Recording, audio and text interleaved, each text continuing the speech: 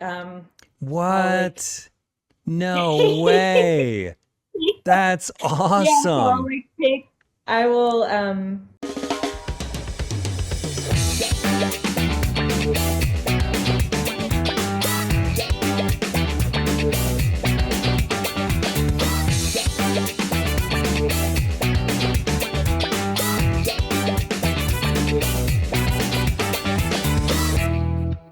Katie Whipple, welcome to the Undraped Artist Podcast. thank you for having me, Jeff. Good to be here. Oh man, I am super excited. And we had a little bit of tough time getting together, but that was all my bad. So I apologize for that. I'm Well, glad you were able to do it. also no problem, no problem. It was on my end too. Always difficult to schedule around a sick toddler. Yeah. When you didn't text me just a minute ago for like 10 minutes, I'm like, she must be buried in poop and barf right now. Like, totally a mess. No, I was actually in the garden, Oh, you so buried were? in dirt. Oh, so that's But not so bad.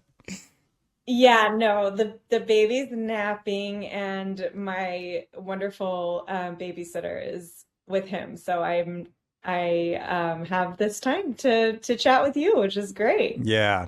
I'm super honored that you're here. So, well, let's start with just getting to know you a little bit. So, tell me a little bit about your background. Yeah, I mean, yeah, I don't really remember a time where I wasn't painting and making stuff. I mean, I think a lot of um children, paint and make things, of course, but I'm very fortunate. My mother is an artist, a painter. Hmm. So I grew up painting with her. I grew up in Avon, Indiana, like central Indiana. Um, and yeah, I have three brothers, and they're all very athletic, and I was not. Hmm. So while they all did sports and all that stuff, I would draw with my mom pretty much. Really? And and I just loved it, and my parents were really supportive, and we would go on family vacations, and my dad and brothers would golf, and my mom and I would go to art museums, and um yeah, it's been part of my life from the beginning. Yeah, that's amazing. So, what about education? When did you start to really take it seriously? Because, as you said, most of us kind of tinker around with art as kids, but at some point you must have taken it more seriously. Yeah, I started taking it pretty seriously pretty early on. I mean, I think since I was encouraged, since I was encouraged by my family uh, to pursue my creative interests, I I took like private art lessons after school, starting in middle school or so, and then I would travel around the country with my mom to like take workshops at different places um and go to like portrait society and things like that. And How old were you when you first went to the Portrait Society? oh, I think I was 17 maybe. Oh, that's amazing. And then these workshops that your But mom took you on, were they with some pretty prominent painters? yeah, like I painted with Scott Burdick and Susan Lyon when I was like 13 No for the way. first time, which Wow. was pretty cool. Yeah, they were amazing, just so generous. Yeah, I mean, my mom, it was one of those things where like every now and again I could convince my mom to take me out of school to join her in the workshop. But I started getting really serious about it in high school, and that's when I knew I wanted to pursue I wanted to go to art school. And so then I kind of campaigned for myself, where I was like, I'm gonna if I'm going to get into art school, I need to have a portfolio. So I need to like go to these classes and be able to, make stuff that's not in high school art class. Right. So I was like, I was trying to get exposure to figure drawing and stuff like that, portrait drawing from life, to be able to go to art school. So yeah, it was I'm super lucky. I'm one of those rare cases that whose parents aren't like, no, being an artist is ridiculous. That's, we're not going to support you. They were the total opposite. Like they were all in, which was um, a huge gift and still continues to be a huge gift. So does your mother also paint for a living, or is it more of a hobby for her? So she was a lawyer. She went to law school, and when she was in law school, she started painting. She says it was because she needed a break from reading. Hmm. Um, so she started painting, and then she stopped practicing law because she was a full-time mom to us four kids. And but she always painted, and still paints. And so, we would all go to bed and she would stay up till 2 in the morning painting at the kitchen table. Hmm. Um, and yeah, which is, I only have one, and I definitely could not stay up till 2 a.m. painting. So Yeah. it's pretty impressive that she Yeah, but did you have a that. 2-year-old. It changes. It changes. Yeah, but this was when we were like, we're there's only 5 years between my older brother Oh and my my younger gosh. brother. So Wow. 4 kids in 5 years. And um, so we were all pretty little when she was doing this. And Wow. and then she um my dad put a studio together for her at her parents' house for Christmas one year. So then she would go and paint over at my grandparents' house at the house she grew up in. And then she started taking me with her sometimes. And that started when I was about 4, that she would take me and do watercolor paintings with me. So that was Wow. always super special. And yeah, so she, and she would sell paintings sometimes and show in like the local community. There Indiana actually has a really rich history of landscape painting, and a lot of different artist groups that have been um, consistently organizing shows and different things for like 100 years or so. Hmm. So there's a really vibrant local community that my mom has been involved in my whole life, and still participates in. And well, I think you interviewed Stephanie Thompson. Yeah. Yeah, so she's from the town like over next to where I grew up Oh, no in kidding. Indy. But is And she my mom about your paints for age, her. or a little bit younger? She's she's like 10 years younger than me. Yeah. Okay. Okay. Yeah. So did you know But her growing up? I only knew her.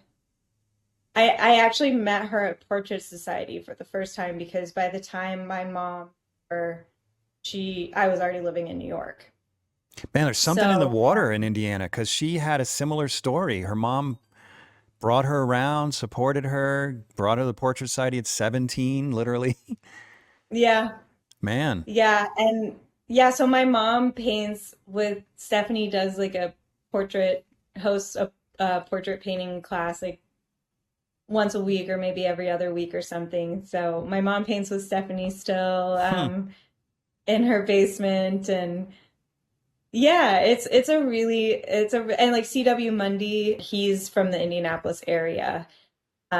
So he's somebody whose work I would see growing up, in the State Museum and different things like that. And had I've since I was probably very young, would watch him demo and different things like that. And then my first oil painting teacher was one of his students. And this was when I was like 12.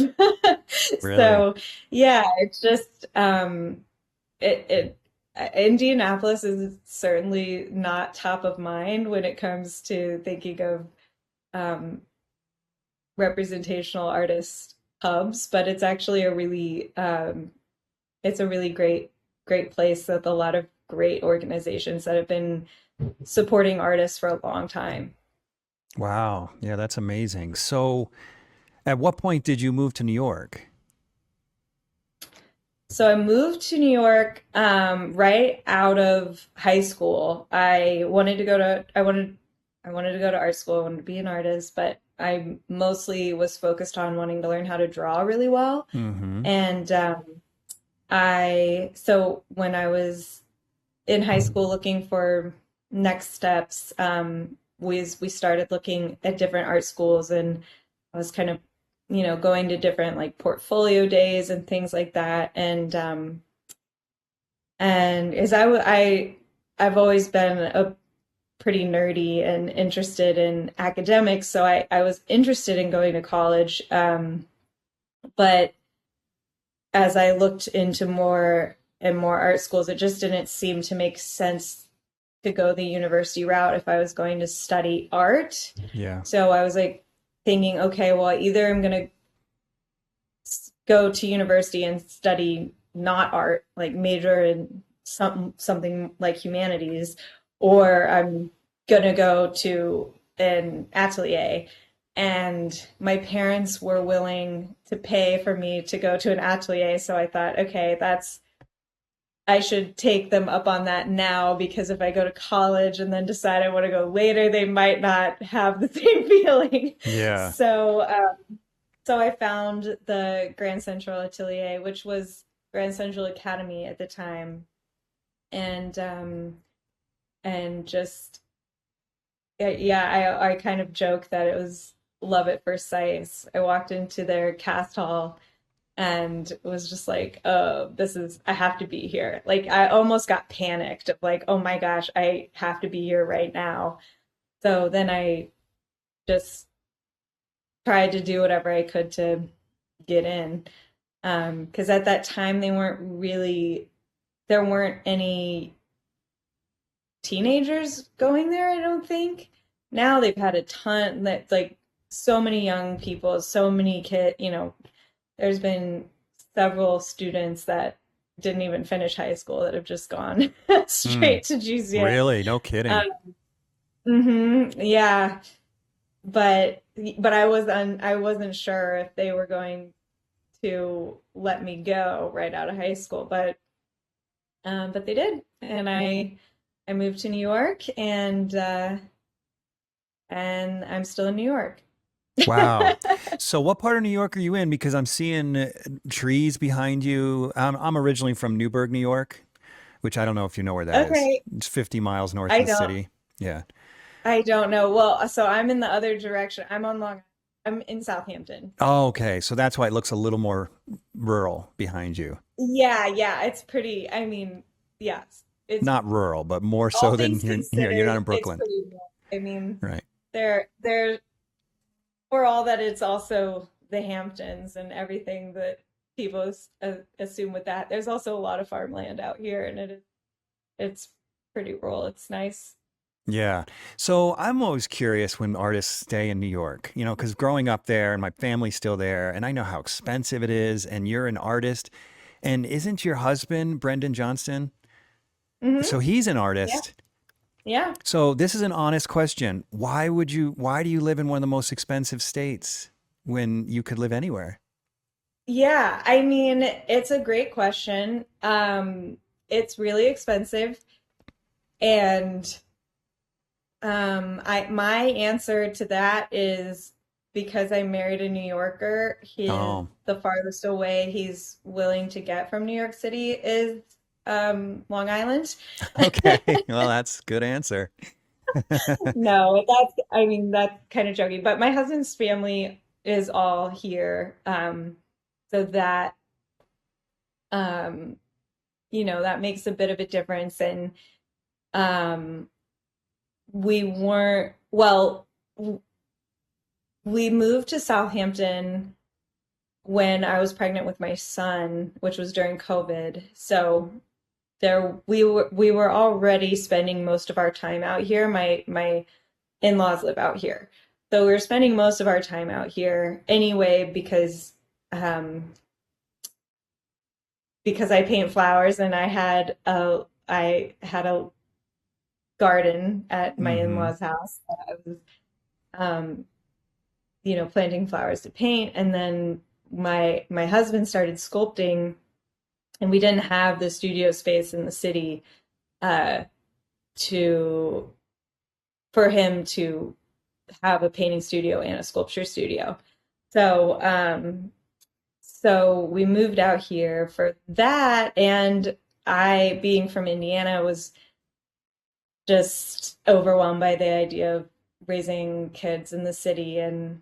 Um and just in general, we kind of, our personalities like quieter, Yeah. um yeah, just not so crazy in the city. And yeah, as is obvious from the like trees inside my studio, I like to be around greenery. Mm-hmm. Um, so yeah, I mean it's very expensive. It seems insane a lot of the time for sure. We're super lucky we have a lot of support from our families, and we don't rely 100% on painting sales to buy groceries and everything. Mm-hmm. So we're very, very extremely privileged in that way. And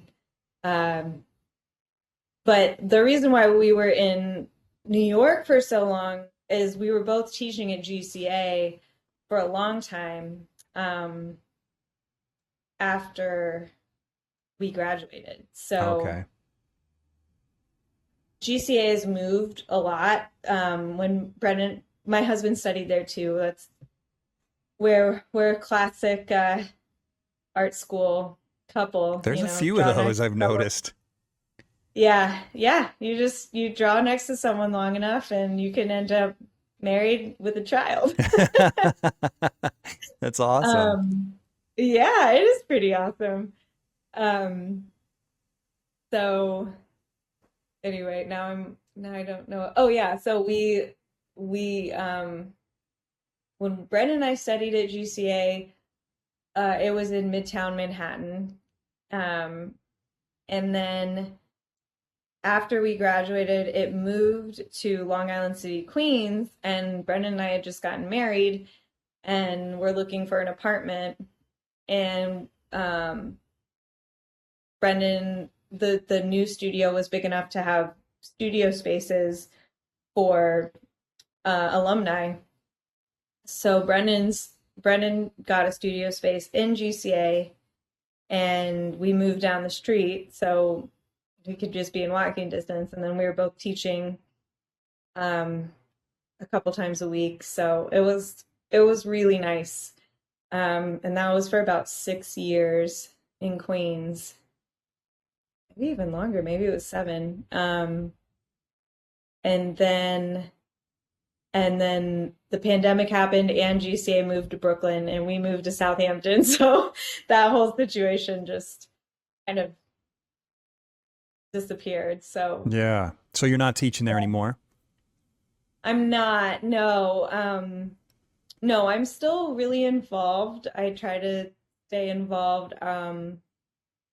But uh no, I haven't been teaching went out the window when I had my son. Yeah, It that's was just, true. Yeah. You're limited on time yeah. now.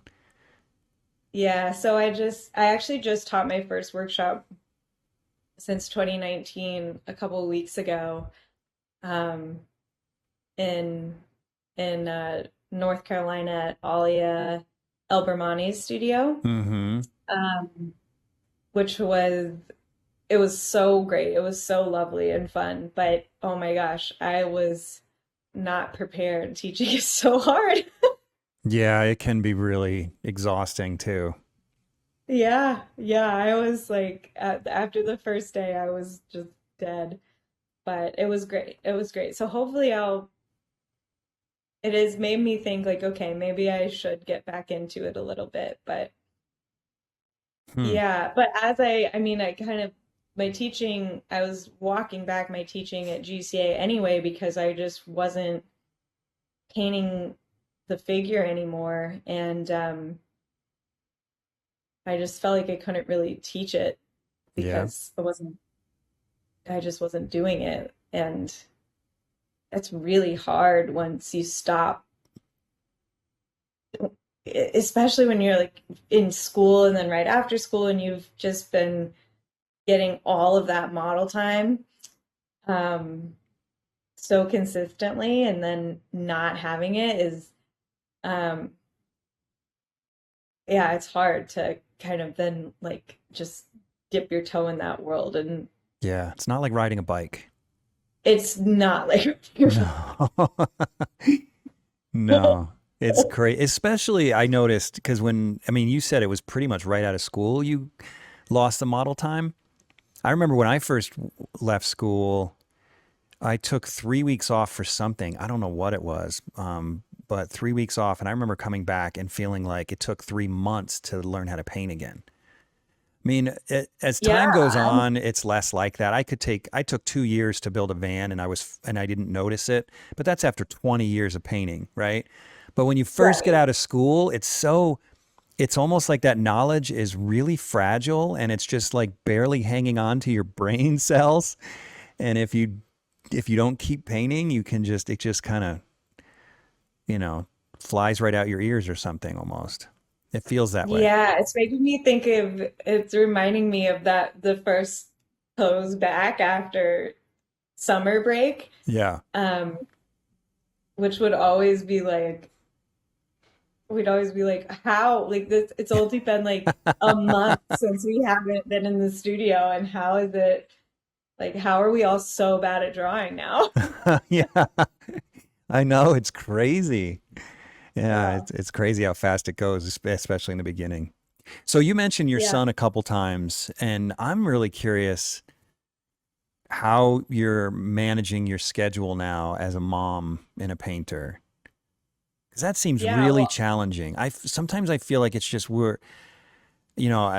as the father, my wife stays home with our kids, so I feel like I've been really fortunate that I don't have to balance my time or not balance my time. What's the right word? I don't have to split my time up between childcare and painting. So I'm always amazed and impressed when someone like yourself manages to still produce incredible work with all that extra responsibility.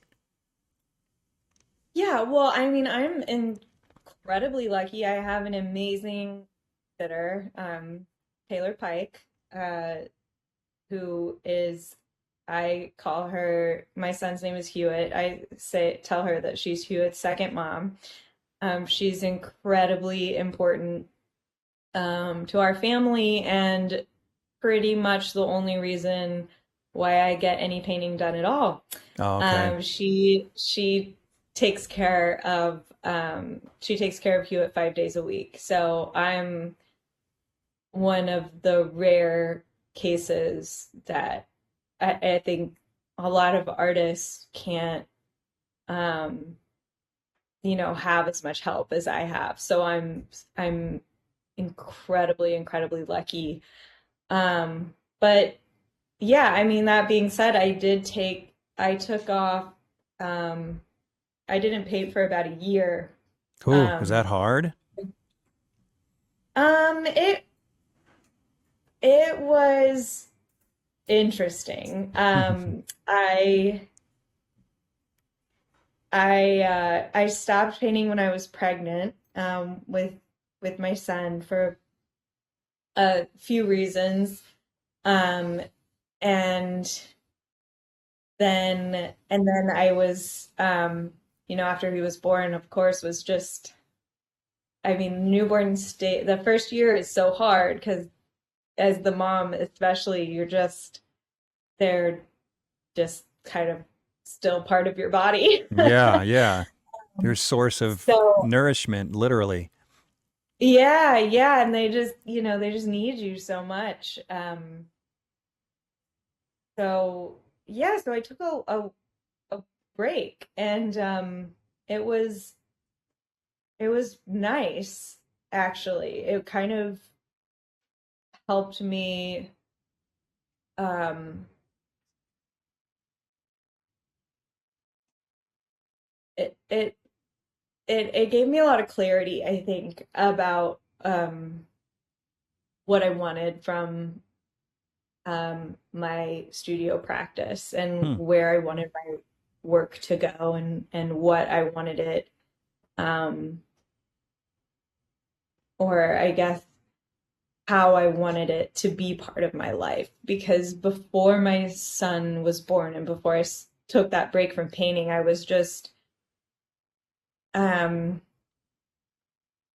I was working so much, and was, trying to participate in as many gallery shows as possible, and just take every opportunity I could. And, um, all of those things that you're supposed to do Mm-hmm. as a young artist. And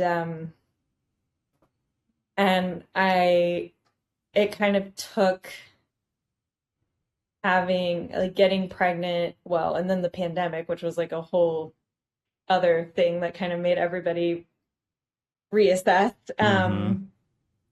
So that all happening at the same time, and I ended up quitting a show that I was working on a solo show, and I decided to not go through with that.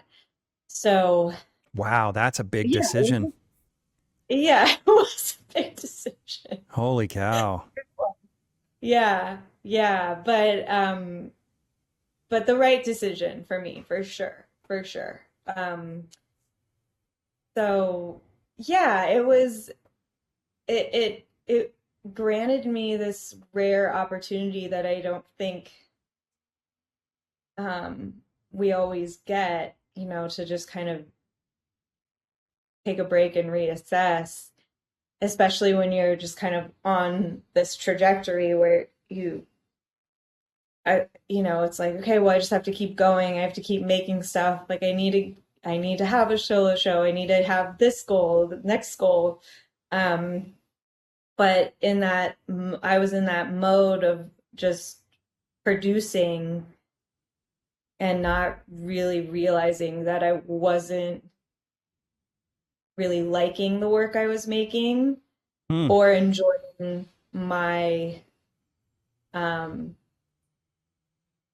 enjoying the process, or my studio habits, because I was working about 6 or 7 days a week just to try to keep up with production. And um yeah, it just ended up not being sustainable for me. I'm a really slow painter, so I'm just not able to um paint as fast as I think a lot of galleries would like me to. Well, I mean, and we'll talk about that when we look at your work, but I don't know how your work could be painted quickly. I mean, a lot of that is just what you paint and how you paint. Yeah, yeah, 100%. And yeah, yeah, it's not really, I mean, no, you can't really change your pace that you work. It Mm-mm. just kind of is. It's like your handwriting or something. It's like, I don't, it's not a choice you really make. It's just how it comes out. Right. Um, yeah, and then with to your point, my subject matter, yeah, I have some paintings in my studio in here that I've been working on since, I think, 2018, just for, waiting every year for the magnolia to Get bloom out so of I can town. Are keep you working on that. serious? Yeah, yeah, What? No yeah. way. So Hmm. you always work from life then. You never photograph for flowers for the winter time or anything. I always work from life, but then I will paint studies from life, and then a lot of my larger painting compositions are composed from studies. So the studies are from life, but then a lot of my works are composed from studies, so not then from life, if that makes So you're sense. painting just from a study, no other reference at all? Well, from yeah, it, I feel like every painting I do has a totally different Yeah, I get that. approach. Yeah. But yes, like some, studies and life and, imagination and a lot of Wow, that's my surprising. I can't believe that. Okay, all right. I didn't want to go to your work so soon, but let's go to your work here for a minute because this is kind of blowing my mind. This one, it's mind blowing. First of all, you did it all from, you said you did this all from life? that is all from life, that one, yeah. Hmm. Okay, that's insane. How in the world, you say you paint slow? I don't get it. Flower painters, I've never really painted flowers, right? And oh, and also, I feel like, have you heard any of my podcasts? And I don't feel have, bad. yeah. Don't feel bad if you haven't. Okay. Well, I interviewed Daniel Keyes recently.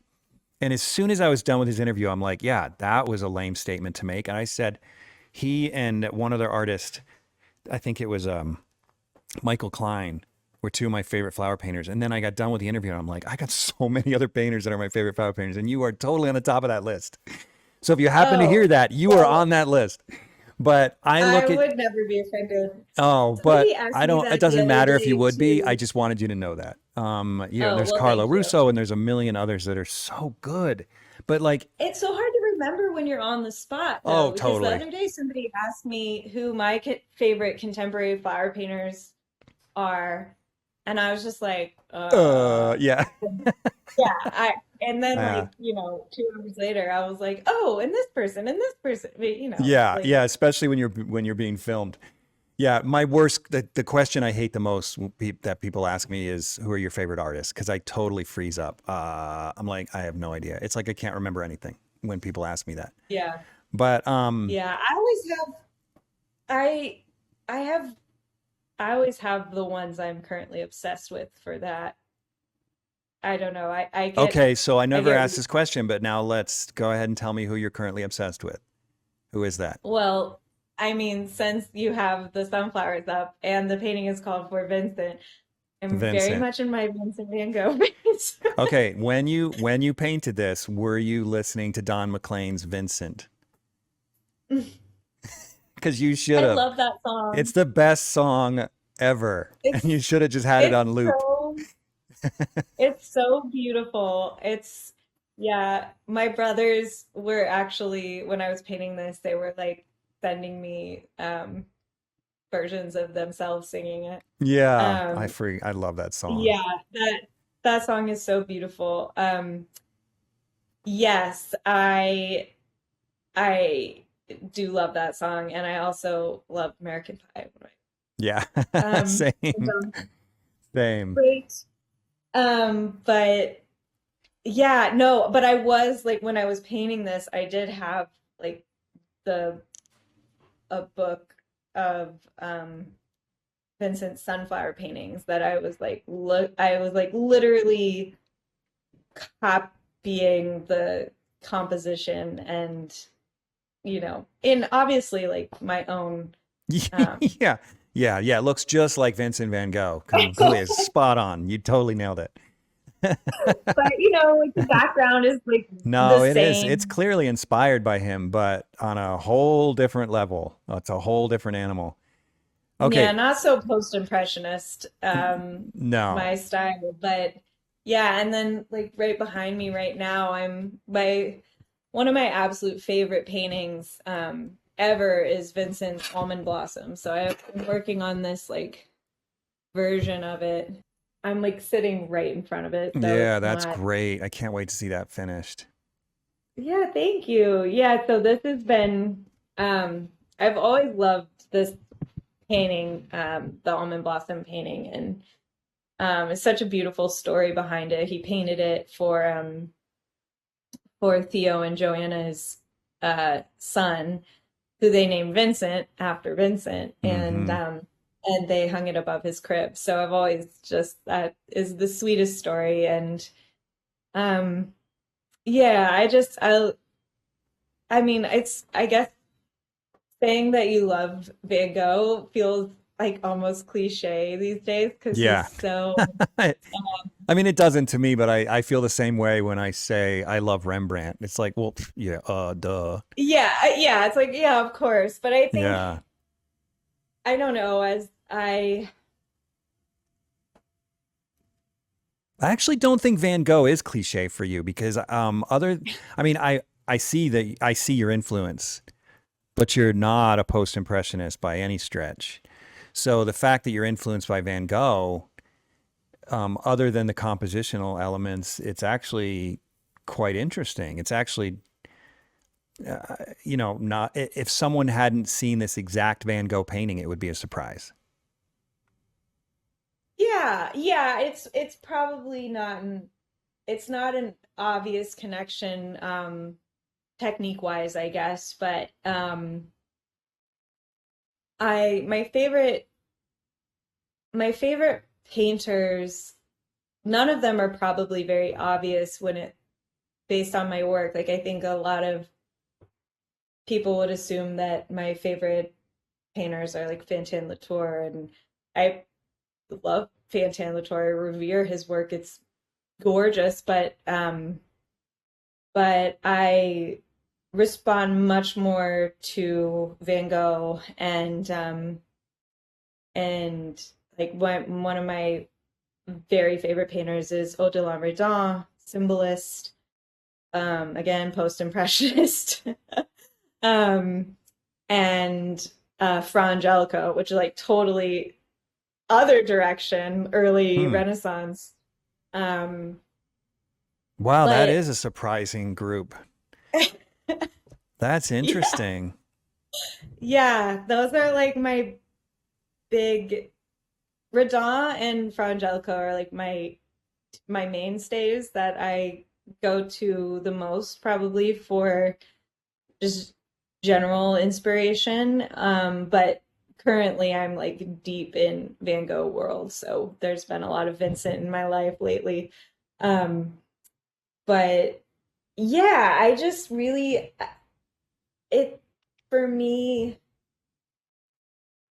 I think I spent so long looking at paintings just for technique.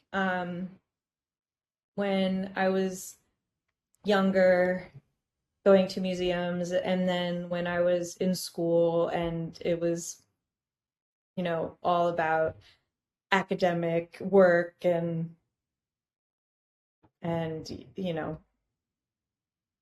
the French 19th century and all of that stuff. And then I just, after I got out of school, I was really fortunate to be able to spend um, 8 or 9 months in Italy with my husband, who was my boyfriend at the time.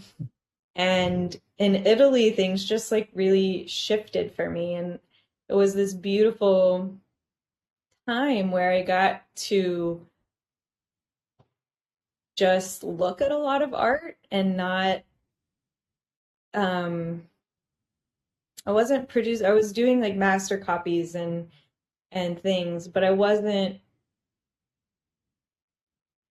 wasn't producing anything of my own. I was just looking at old masters and like drawing Michelangelo sculptures and in going to so many museums and seeing so much art over that period, doing a lot more looking than actually making. Um, and then when I was making something, it was just, more looking at another um, artist's work. I started to look for different things in the paintings and not even it wasn't even so much about visually responding to them, but just like the feeling that the painting elicited in me as I stood in front of it. Um, so that's how I fell in love with Fra Angelico, going to San Marco in Florence where he lived and worked and did the frescoes, and then they have a small museum with a lot of his tempera paintings. Um, I just like I totally fell in love with his work, um and I don't know, it just felt like, it sounds so cheesy, but it just felt like, oh, I'm seeing an old friend that I haven't Hmm. seen in a long time. And here we are now together in this museum. So, did you feel And like he was an old friend because you were familiar with him through books, or is it just because you connected with him somehow in your soul or just, visually? yeah, just like a weird, yeah, like soul connection. As like lame as that sounds, No, it yeah, doesn't. hearing myself say it. But yeah, just, I don't know, that thing that happens, when you stand in front of a painting. I mean, that's probably why we all became painters, right? Like there's just a thing that you can't put into words, obviously, which is why we paint, um, that happens. And it obviously doesn't happen to everybody because not everybody goes to a museum and wants to spend, an hour staring at one painting. But for those of us that do, Just the weird there's some artists like magic. us, yeah. Yeah, yeah. Yeah, I always tell my husband that's why I married him, spend 8 hours in a museum with me.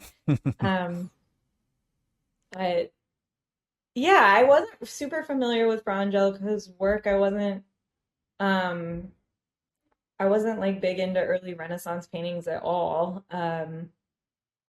I didn't grow up Catholic. I grew up Quaker, so like the opposite of like there were no paintings in the church I went to. Um, so yeah, I don't know. There's no real explanation for it at all. I'm not religious at all, but I love those paintings, and I think it feels kind of similar to me when I look at Fra Angelico's work as looking at Rembrandt's, in the sense that you can just feel how much he cared for his subjects and really loved painting. Hmm. And I think Fra Angelico has that, in that when you look at his little, there's this beautiful coronation of the Virgin in the Uffizi, and there's like 100 angels in around this painting, and their like heads are like so close together, and they all have halos, and they all of their expressions are totally different. They're all like their own little people doing their own thing, and they're painted from his head. Like he's not these are not No, these models babies aren't or sitting for him. Yeah. no, no, definitely not. Yeah. So and I don't know, there's something about that where I just feel like, oh my gosh, like he just like this is so beautiful to me. Like he just cares so much about this, making this thing. And I I love that. And it seems probably to it seems probably crazy that, you know, comparing Fra Angelico to Van Gogh, or, even myself, if that's not too arrogant, but just that like, and one of the reasons why I love this almond blossom painting by Van Gogh as well is I was fortunate enough to be able to see it at the Van Gogh Museum in Amsterdam several years ago, and standing in front of it in person, I just had that like overwhelming feeling, similarly to the Fra Angelico with the angel faces, where I'm looking at this, and it's Van Gogh. He probably painted this thing in like an hour. He was like totally manic, worked so quickly, but every single one of the almond blossoms in this painting are totally unique. Like they're individually observed, Hmm. and every branch is individually observed, and the care for the individuality of these flowers and this like gnarled branch and all of that just it really struck me and kind of continues to strike me when I see um Van Gogh's work in person, that like even though the application is so different from what the way I work and the speed, but his he's actually very carefully observing things. He's just not rendering them to the degree that I, you know, for Right. whatever crazy part of my brain likes to paint 1,000 tiny petals. Yeah, when I want to look at some close-ups of those too. So it's interesting to hear you say all this because I when I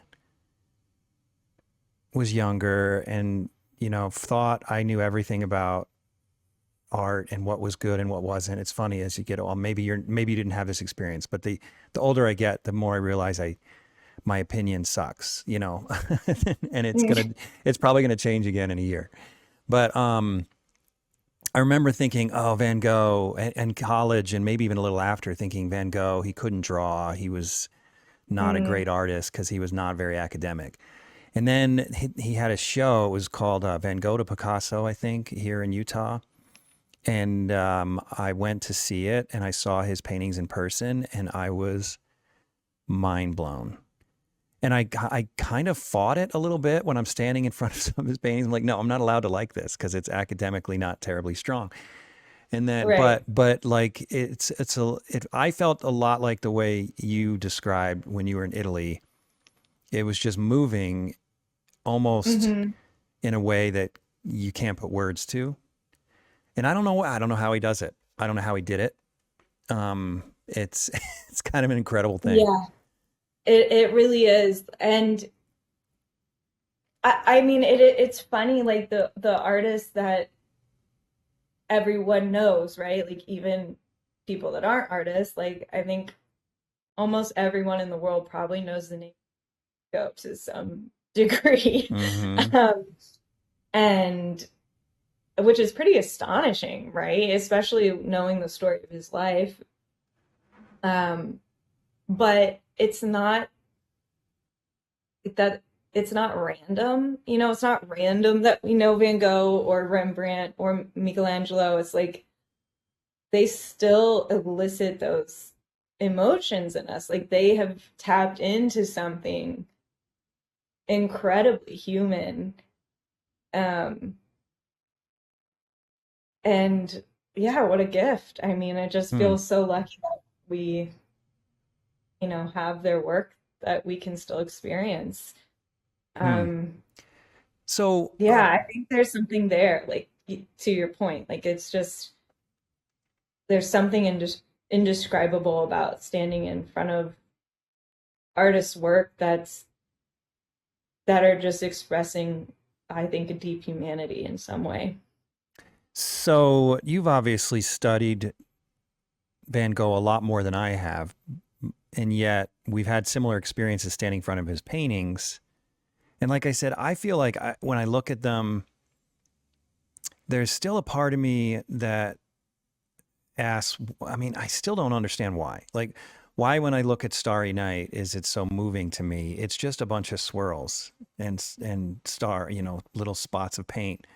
And, and I've never been able to define it. I mean, but you've had a lot of time to think about it. Do you have any insight on that as to what it is about his work that transcends other modernist painters or post-impressionist painters? What makes him I mean, special? I guess look, I'm certainly no scholar, but No, just your opinion. I just want your opinion. Yeah. um, I do think that he has an incredible sense of design, and he like did really study, he studied art making, so he knew what he was doing. Um, he took big swings, and sometimes that he really missed. Like some of his paintings are not good, but that's true of everyone, right? Yeah, yeah, Um, unfortunately. but I think it was at the Morgan Library in New York. There was a drawing show a few years or longer than if it was probably like 10 years ago. Hmm.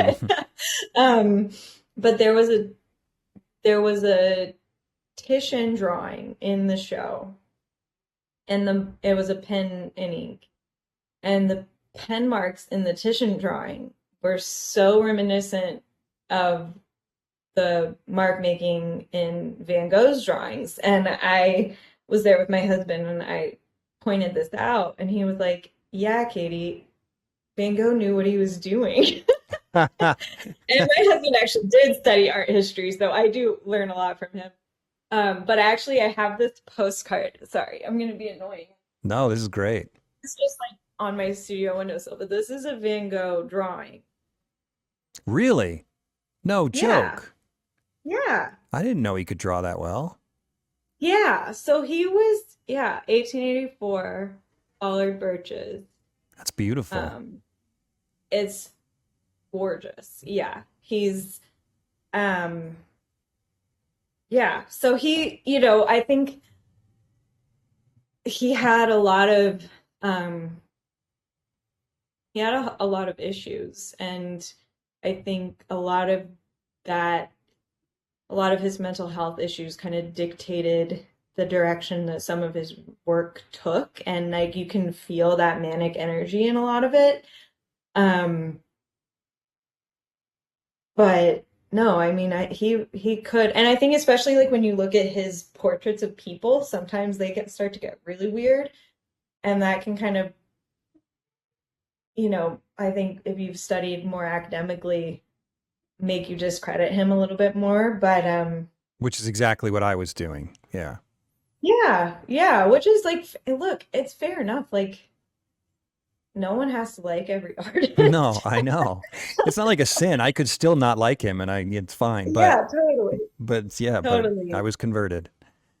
Yeah, I think it's one of those things where I don't know, I feel like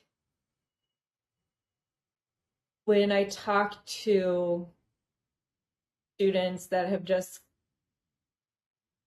finished studying at an academy of some kind, it's a really hard transition to make from like 4 years, 40 hour or more, like, you know, 60 hours of model time a week.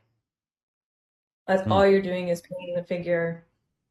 And then all of a sudden, like you're done with school, and now you have to go and make your own work. Mm-hmm.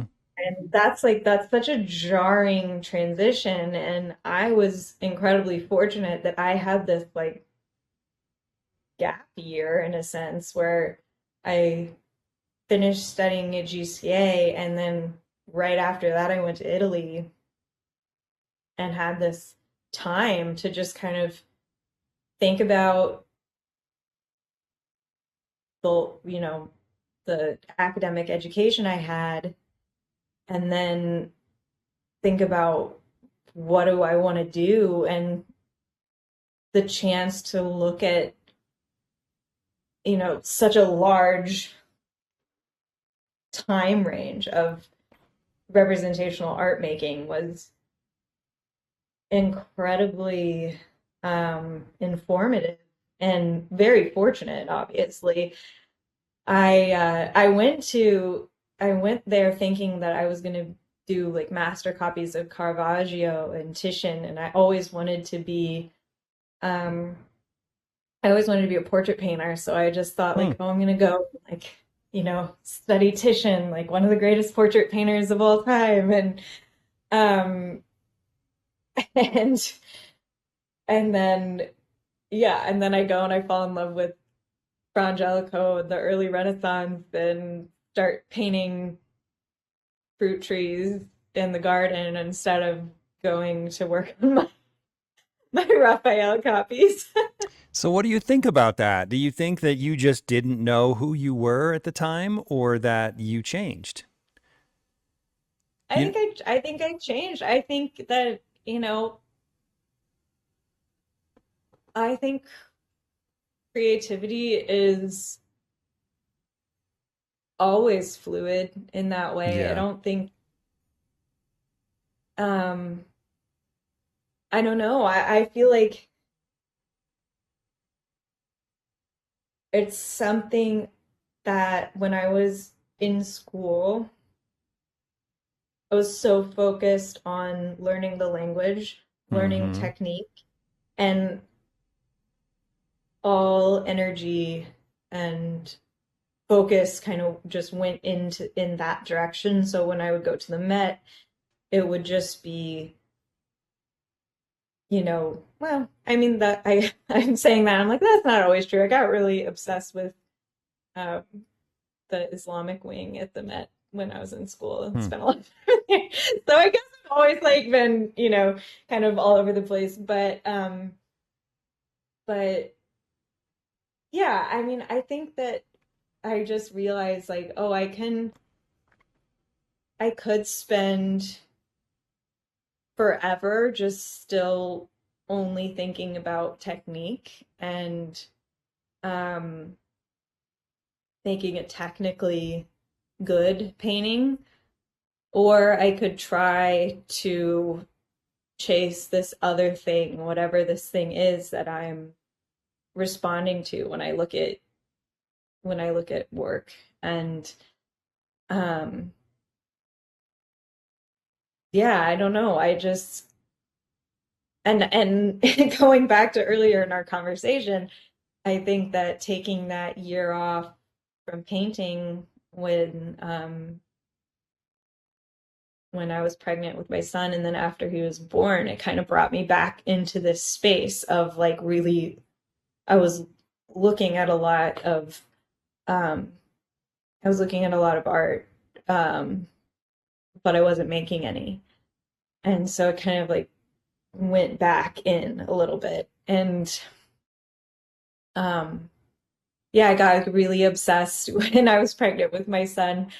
I kept watching the this documentary on Andy Goldsworthy called Rivers and Tides. You know Andy Goldsworthy, and Mm-mm. that he's um he's a contemporary artist. Like he's is he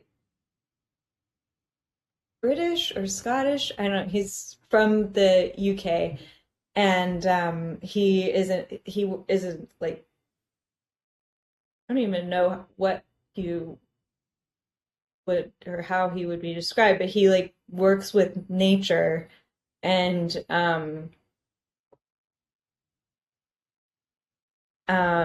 like I don't know. It's just it's so hard to describe What do you his mean? work. Is he like the But guy who did the spiral jetty? You mean is he like moving things around in nature? yes. Oh, Yes. Yeah. he's not So the he's actual like guy. I this don't remember that artist's name. no, he's not Okay. that actual guy, but yeah, he has like an installation. It's the at Storm King.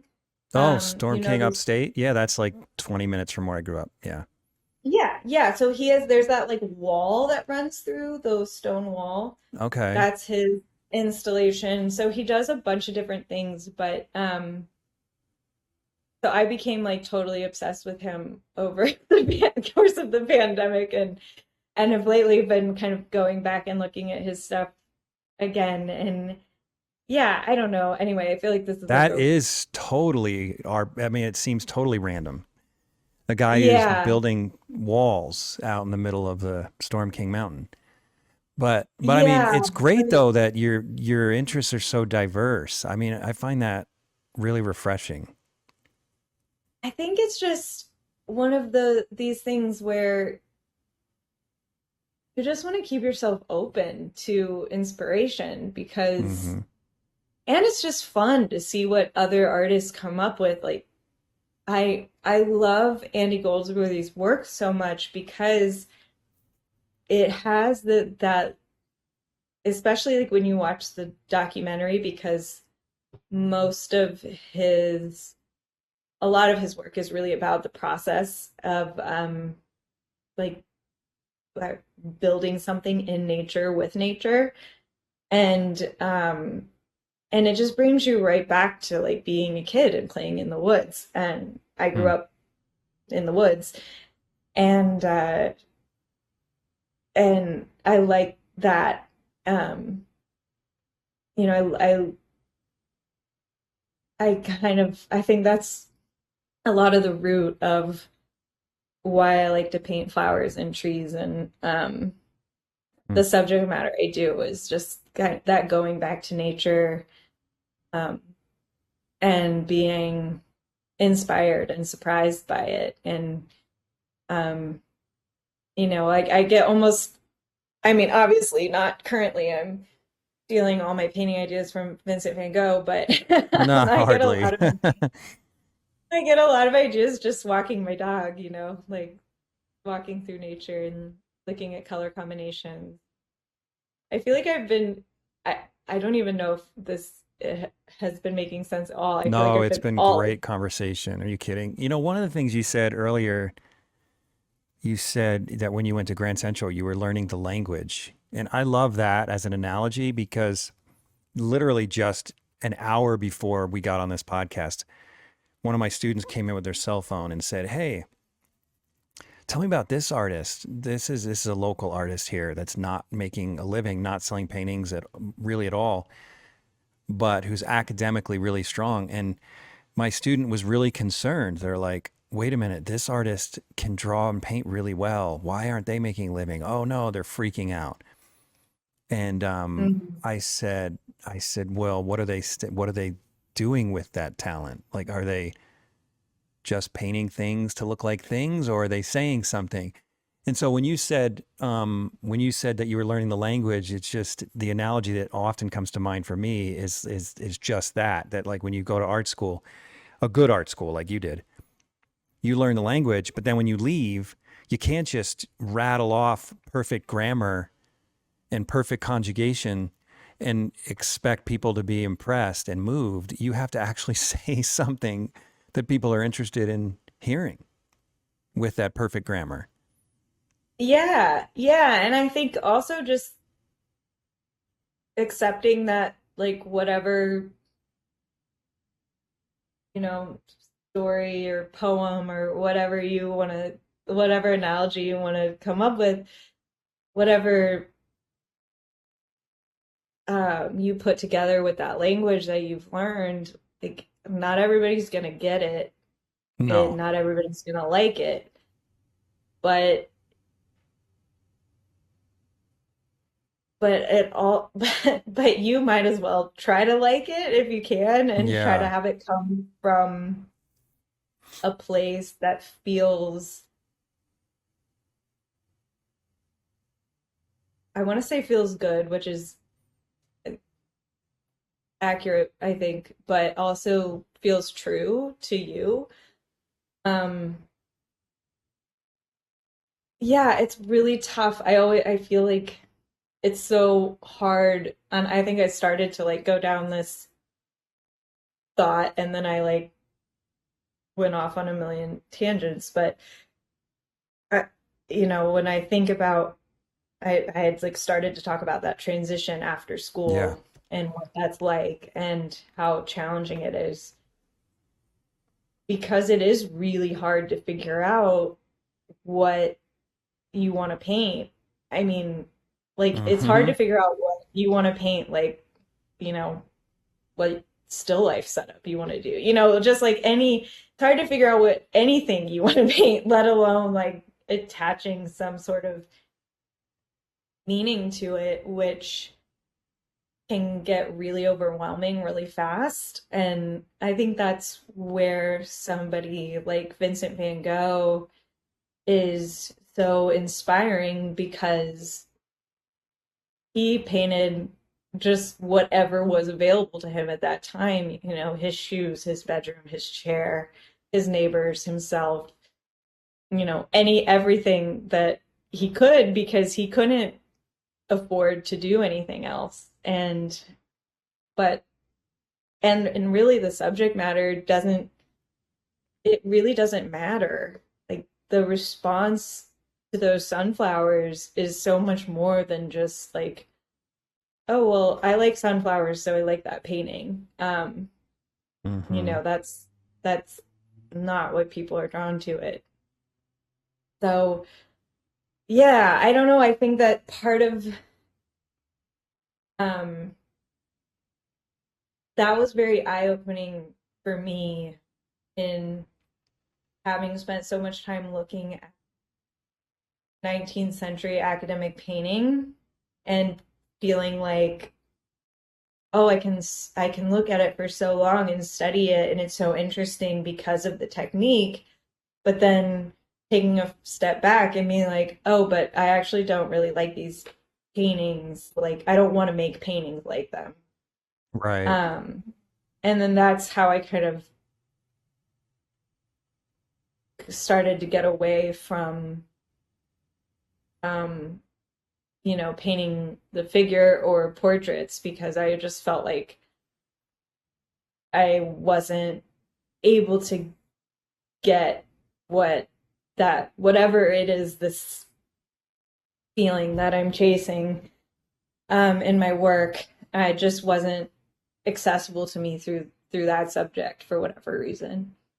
So is it possible that when you were young that you just had all this admiration for portrait painters and then but then you realized, wait a minute, that's not, but then you got older and you left the academy or Grand Central Atelier and you go to Italy and you're like, whoa, yeah, it's impressive, but that's not what moves me. And then you kind of had to face reality that it's just not in you right now, at least, to do that. Is that kind of what you're saying?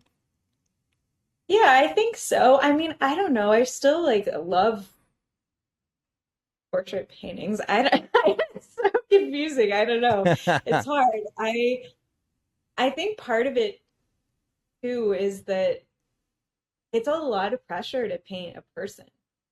And Yeah, it is. you're putting a lot on, like if you're painting an allegory of some kind and you're using a model,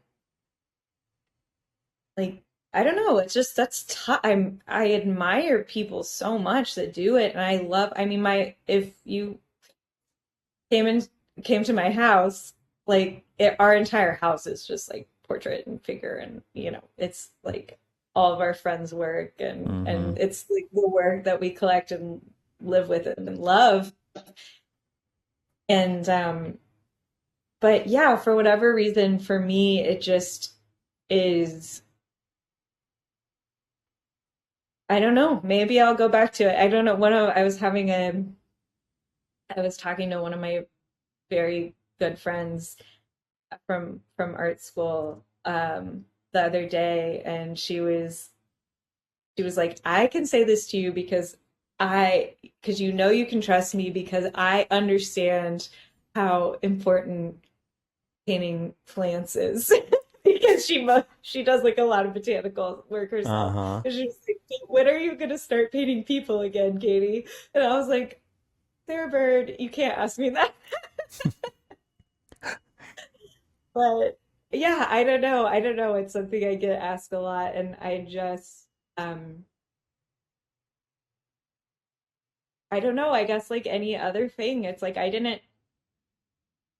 don't feel like I chose to be a flower painter. It just kind of happened, and it wasn't a plan, but I just started doing it and got got like obsessed with it, and that, was like Yeah. a long time ago now. Hmm. Um, so I don't know. I feel like there's probably going to be a lot of other phases.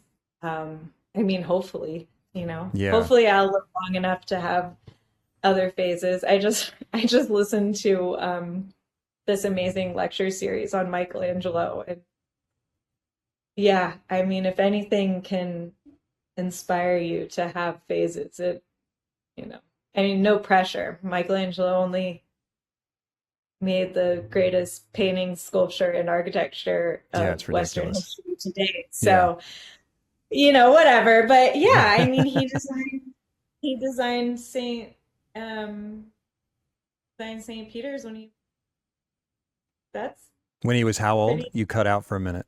80s. The dome of St. Peter's, Yeah, yeah. that all happened in like I think starting around age 80. Wow. And I don't remember who it was that said this. Totally got me down. This artist said that artists peak at around 40 and then they just start going downhill from there. And I was like, I'm 48. That is the most depressing thing I've ever heard.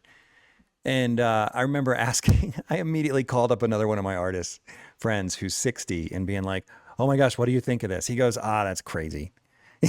He's like, if you still want to be great, you can still be great. You still have potential even when you're I 48. mean, maybe there was I something hope to so. that before like people started living longer or were able to Maybe. like get good glasses prescriptions or something. Maybe. I don't know.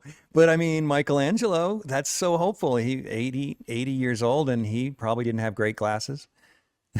I mean, when it's really astonishing, like his what he created in his life, and you think like, okay, he made the Pietà at 21, and then, I think he painted the Sistine ceiling in his 30s, but then the Last Judgment was like 40 years later. I think he was Man, in you know a his lot about him. sixth. This is good. Well, I just listened to Oh, you this. I did? should actually have better recall on the dates, but yeah, I listened to this literally last week. It's really good. It's a great, What great is the name of courses. it? Oh, one of the great It's courses. Okay, a I'll look it great up. courses series, and I think it was called The Genius of Michelangelo. Okay, I'm definitely looking that up.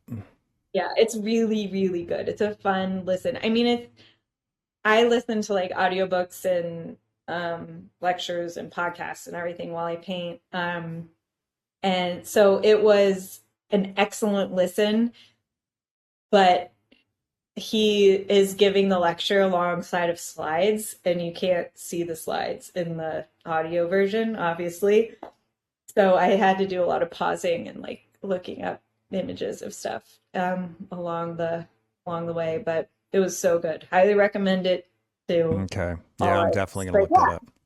I mean, and Titian lived to be 90. Like, I mean, even Rembrandt didn't. I mean, he died in his 60s, right? But his late work, I mean, everybody,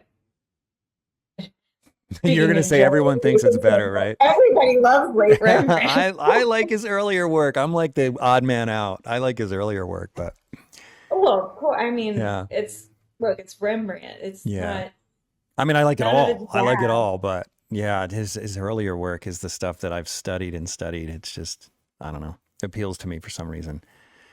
But Yeah. you know why I keep poking and prodding you on this whole how found your voice topic is because every time I interview somebody, and it hasn't just started with the podcast, but it's always been this way. But whenever and like when I'm done with this interview, I'm gonna want to be Katie Whipple. Right. And then the last interview, I wanted to be that artist. And the last interview, the one before that, I Hmm. wanted to be that artist because I mean, you guys are people I admire and your work is so incredible. And it's just to be able to do what you do the way you do it is so interesting. But yet when I get back to the easel, I just keep doing me. Hmm.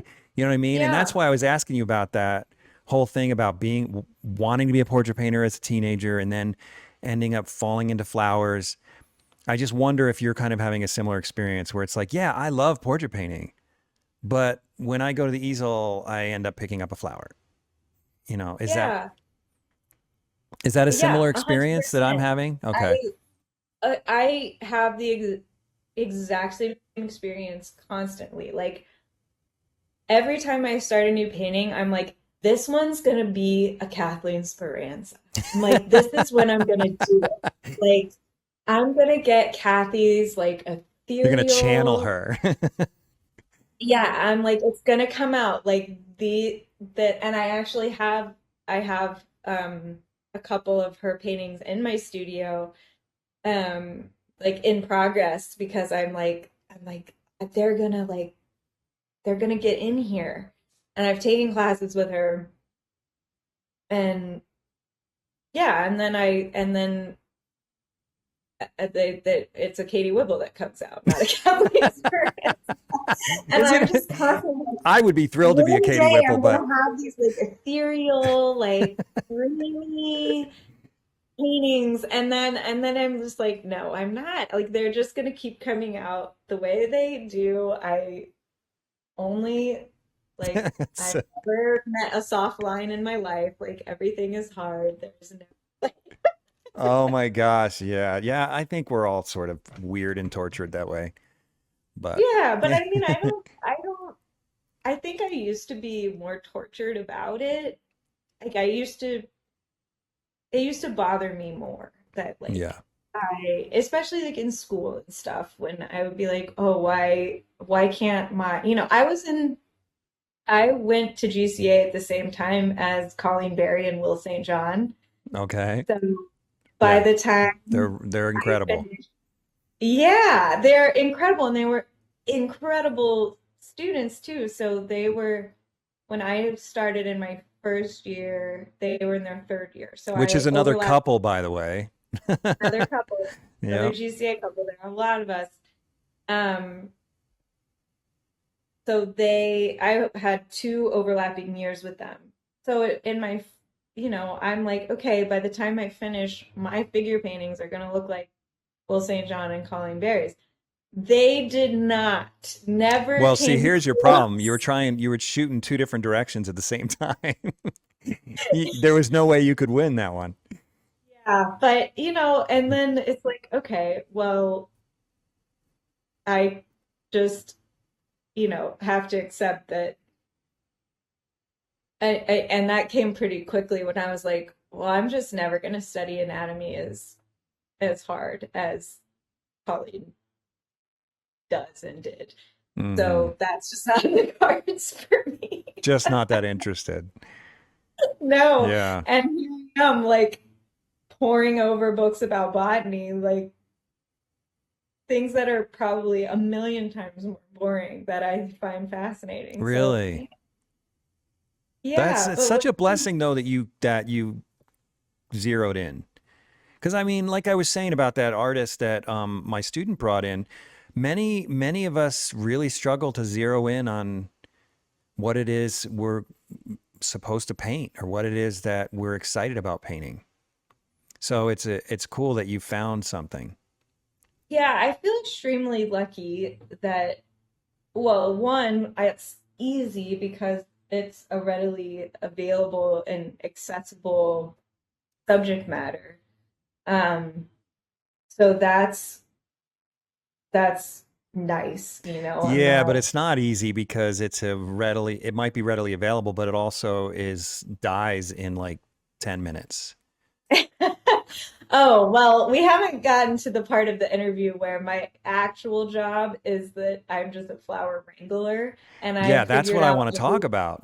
possible way to keep a flower alive. Yeah, it is. There is nothing easy about the way you paint flowers. So there are some people that paint flowers quick and dirty, and really well, but it's like, get it done. It's 10 or 15 brush strokes. I'm exaggerating, maybe more than that, Yeah, but the way you paint flowers, like, okay, let's go. we're This doing is the a good same segue. thing. Let's go back to this one. Okay, what the heck? How in the world do you paint these flowers so detailed? From life and imagination and studies. I don't understand it. It makes my mind cramp. Well, so luckily, sunflowers are great because they last forever Oh, and they they don't do. move. They last a really long Okay, time, what's a long time? like 3 weeks. Oh, that is a long time.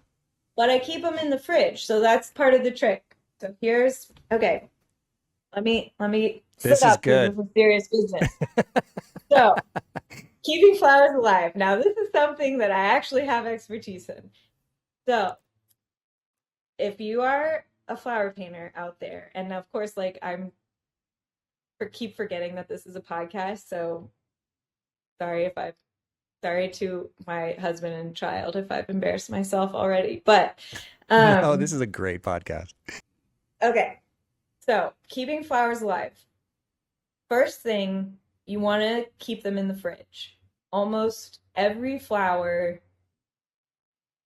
I'm sure there are some that don't like to be kept cold, but pretty much every flower that I can think of, you want to keep in the fridge when you're not painting it, and it will last way longer. And it doesn't droop and stuff as Um, quickly if it's cold?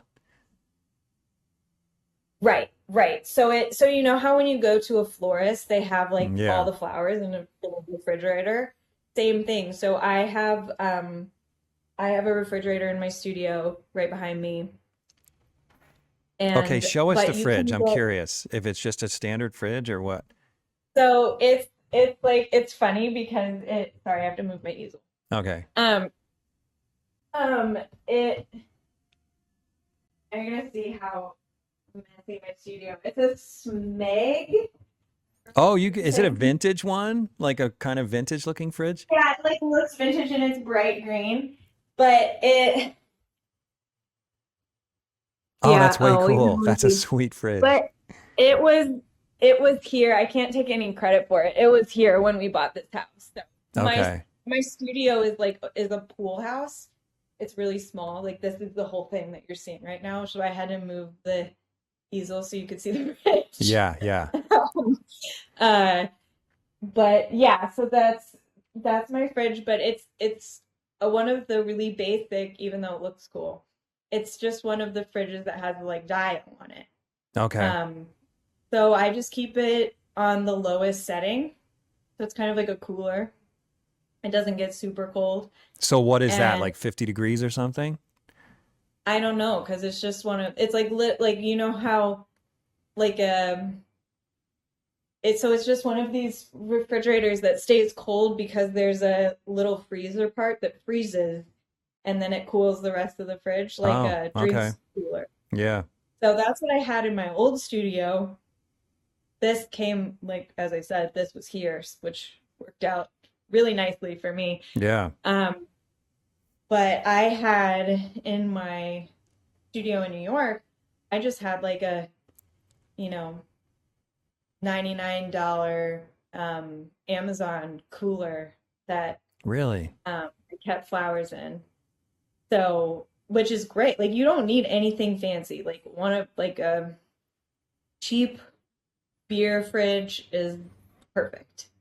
Hmm. And you can just throw everything in there. The other really important thing is flower food. So, I can get some of that too. Yeah, this is all really cool stuff. So this you can get it at like you can get it on Amazon or you can get it, you know, at your local garden center or whatever. But this Floralife, it's like what comes like when you buy grocery store flowers, the little packets of flower food, Mm-hmm. it's this. Like this is Okay. just a big container of it.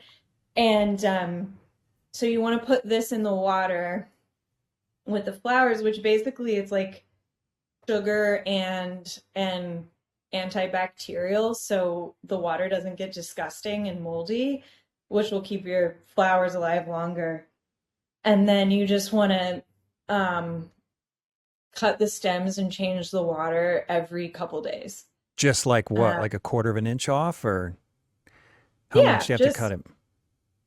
yeah, an inch or you know, depend. I guess it depends on how big um, Because I mean, your if you cut flowers them all the time, you're going to end up with nothing but a flower, right? Right. So yeah, I mean, you know, yeah, not a lot. Just you just Okay. need a fresh cut to so the stems can uptake the water. Gotcha. Gotcha.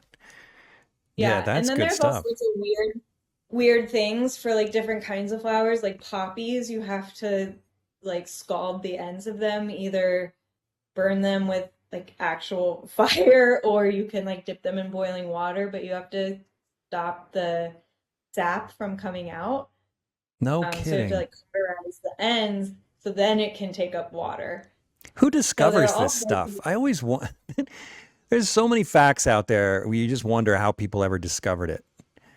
I know, right? That is one of those that's like really bizarre. Yeah. Um, yeah, but there's a lot of, I mean, I learned a lot of this. I learned basically everything for how to take care of flowers from florists. I've Hmm. been lucky um to make some florist friends since I've been painting flowers for the last several years. But also just like I just became really friendly with my local florist in um Long Island City when we were living when we were living in Queens. And so they would just like help me out with all this stuff. They'd give me tips and tell me like they would tell me how to cut the stems of the different flowers and like, with branches, you want to like cut the you want to cut the stem and then like normally like you would cut a stem, but then you also want to cut it like vertically as well. Oh, So more water will get up into the fibers. Um, yeah, wow. there are This all is good sorts of things. stuff. And then I do all, with like sunflowers are easy. You don't have to do too much wrangling, is what I call it usually, of like trying to keep them in the same position. But with like a tulip or something, they move so fast, the petals. So if I'm painting tulips, like I will pretty much always tie a string around the outside so it stays closed. Mm-hmm. Uh, so then that'll keep it in place for longer. And then tulips also are really annoying because they're one of the few flowers that continues to grow as yeah, those are magnolias. That's See, another I don't thing know my that, flowers, so I just got the closest thing I could find. well, they are tulip magnolias, so it Oh, does okay, make okay. sense. But yeah, magnolias are similar in that they move really, really fast. So those, for example, like before I start painting those, Mm-hmm. I have the thin wool string and I'll tie it around the outside You're so they won't kidding. open. Time to paint them closed. No And kidding. then I would use like a whole setup of like wires and stuff to I'll like What? No way.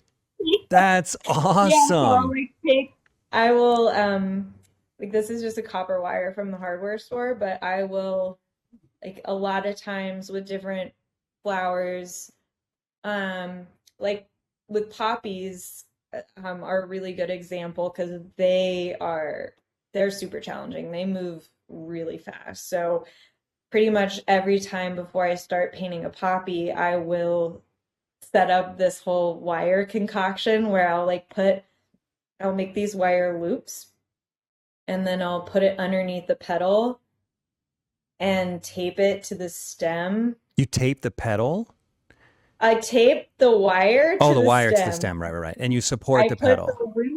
the loop supports the petal, so I can get it That's insane. flower petals around my studio. But like, okay, here's a glove. So, like imagine this is the petal, Yeah. right? So I will like put it like that so it will like give it shape. This is like not a Do good you think demonstration. there's a history of this, or I mean, are you kind of did you invent a lot of these techniques, or are you borrowing from the I past, or what? I'm sure that the Dutch guys because I look at those old Dutch flower paintings, which I love, and again, something that hasn't been mentioned that would probably be an obvious source of inspiration for me. Um, but I look at those paintings like the Van Huysum Mm-hmm. and Rachel Roish and things, and I'm like, I don't know how they did that because it's way beyond my level of detail. Um, but I think they must have had something like crazy like I'm doing because there's just no other way to do it because they they just move too fast and die too quickly. Huh. Um, So Carlo Russo, I interviewed him and he's really into the Dutch flower painters. yeah, And he's he didn't amazing. he's amazing. But he didn't mention doing anything like this. I wonder, I'm gonna send him a note and make sure he watches this. He might be I doing should it and just ask him not telling because me. I've been curious actually. Yeah, because his paintings are so beautiful, and I've had And the same tight. thought looking at his work, and I'm just like, wow, how does he do that with these? Because I've painted these different kinds of flowers that he has, and I'm like, it's really impressive the level of specificity he gets um, with how challenging it is Yeah. to do that. Yeah, I would be very curious about that as well. But yeah, I've come up with I feel like some of it I've learned like the wool string Mm-hmm. thing I learned from reading I feel like what this interview is mostly um exposing is what a nerd I am, but there's this great book called The Tulip, and it's Uh-huh. uh, essentially a biography of tulips because they have such an interesting history with the, Dutch tulip trade and everything. But I learned that's where I learned the wool string from because in tulip shows, like tulip exhibitions, they used to tie them up so they would stay closed.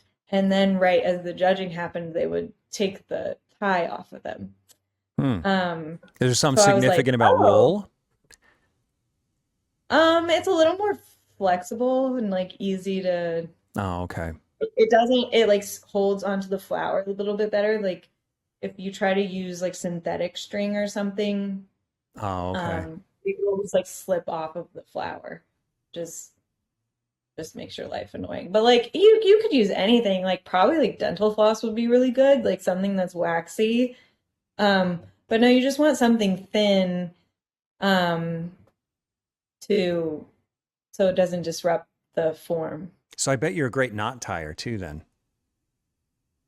I mean, just basic knots. No, Oh, really?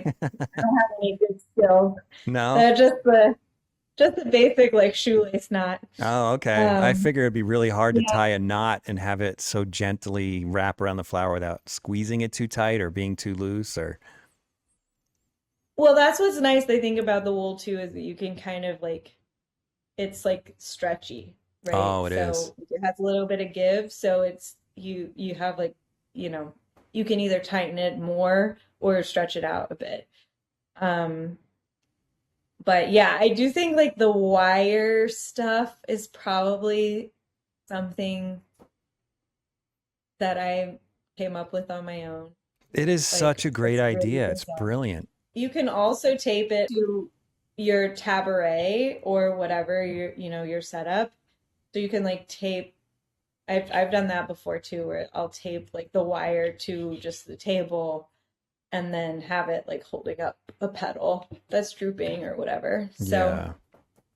yeah, so my setups generally look crazy compared to my paintings. Like I don't usually So there are like the wires and sun strings everywhere. wires and strings everywhere. Like, with that painting that's right next to my son, the picture of my son, like that painting, those were all taped to my studio wall. Wait, there's So I another version of had, that though. Where is it down here further? Because there's yeah, it's a one where little it's more. the whole image. Yeah, Oh, I right don't here. know. Is this it? That's a different one, but that's Oh, same okay. exact thing. That's all of that was taped to my studio wall. Yeah, that is freaking cool. So it didn't, or like And stapled, it really or didn't die. I mean, even with all the no, tape and so with those, I would put floral tubes, like um I have some of those too. This yeah, is okay. This is the becoming a really best. I'm cool. loving this.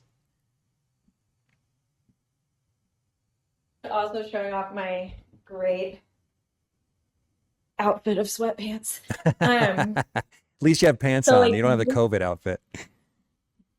floral tubes. Well, I had overalls on that were covered in dirt. I changed it up. Yeah. Um, so when I'm doing something like those garlands, Yeah.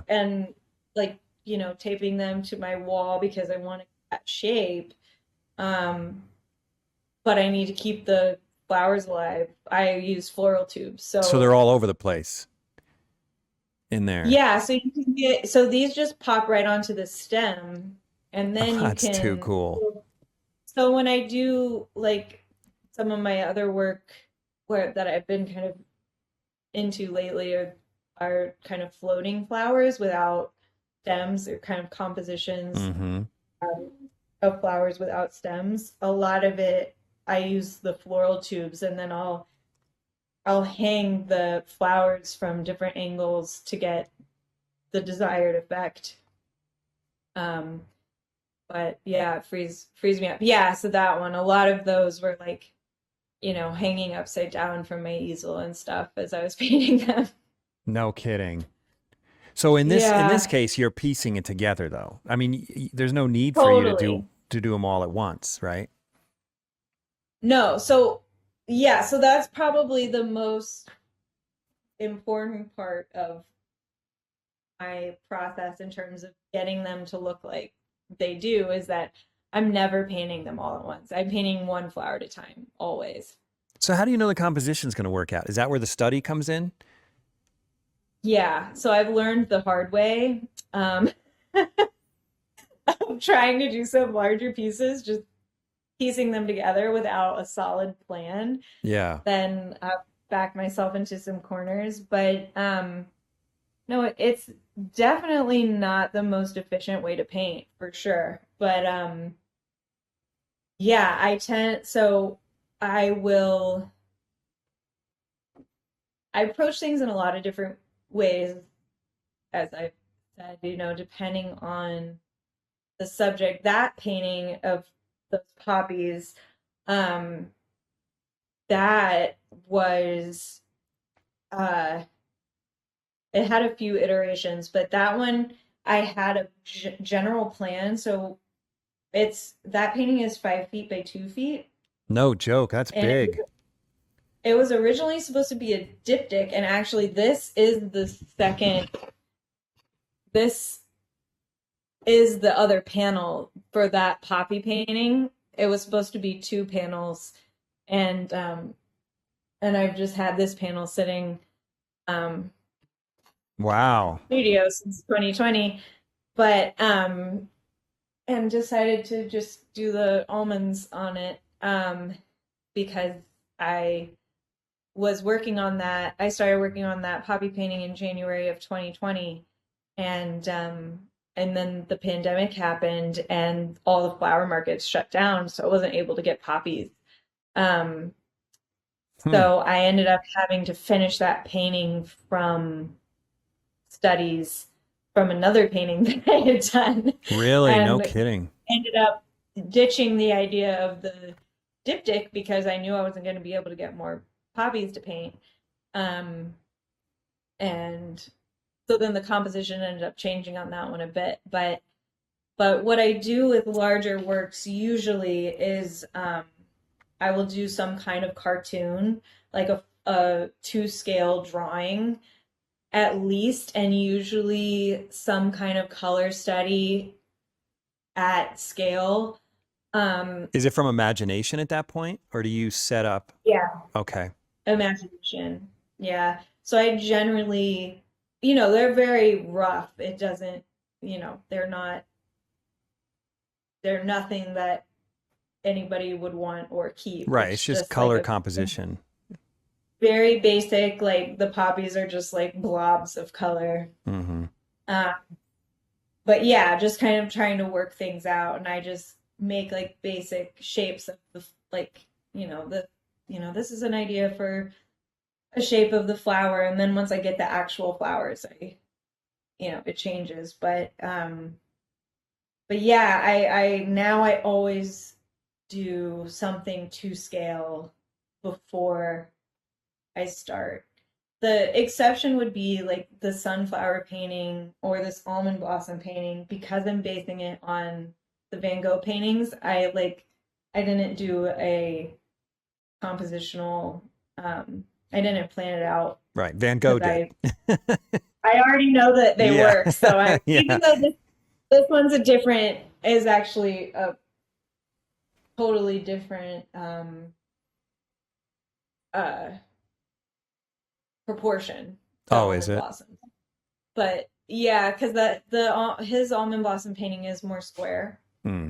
But but I had this panel and it was already blue, and I was like, huh, gonna do it on this one.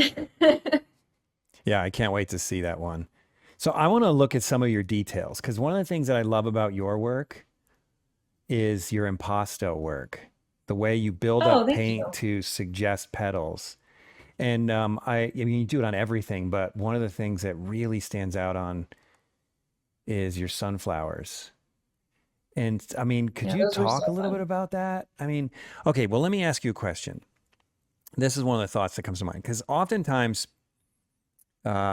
and I've been known to do this myself, particularly when I was first learning to paint, where I'm like almost out of laziness. You know, it's like, oh, this is a dirty, the ground is dirt right here, so I'm just going to pile on a bunch of texture and everyone's just going to understand that it's textured ground, right?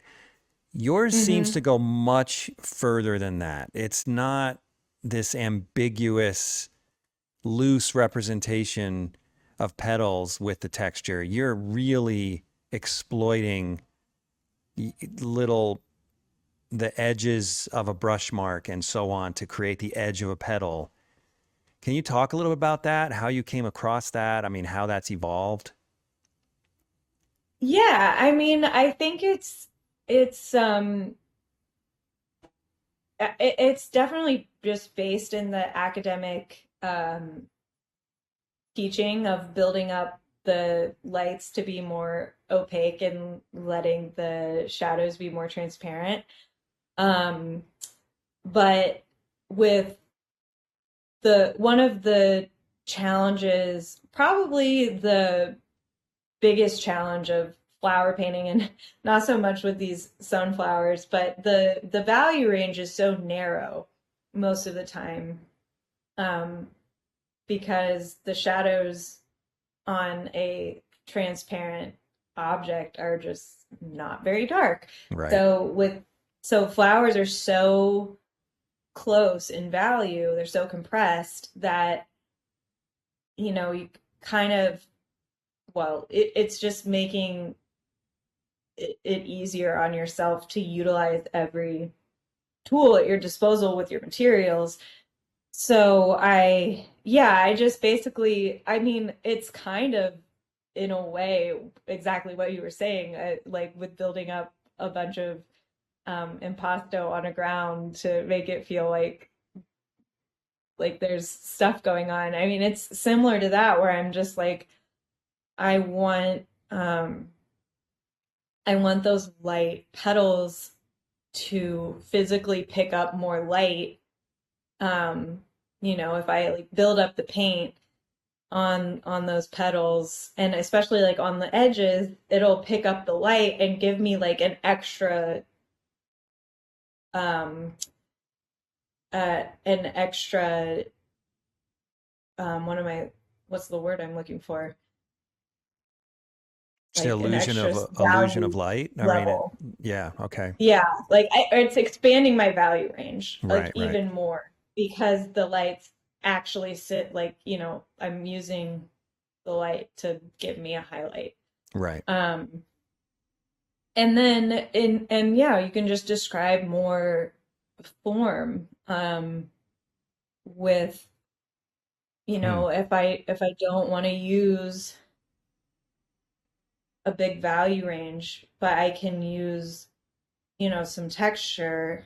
I can describe how this petal is turning without having to change value, um, just with texture. So yeah, it is actually a lot of it is just thinking of like that, just that visual shortcut a little bit, because it's hard. Again, that's like one of the things that's so impressive about Carlo Russo's work is that his um he doesn't have a lot of impasto, No, his are very and flat.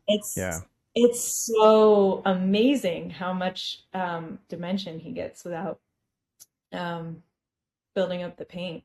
Yeah, I actually Um own a couple of his, and I remember when he shipped one to me being shocked on how smooth the painting was. Because yeah, I just assumed there had with that kind of form, you must be painting with impasto, but no, he's doing it very, I very know. thin, very smooth.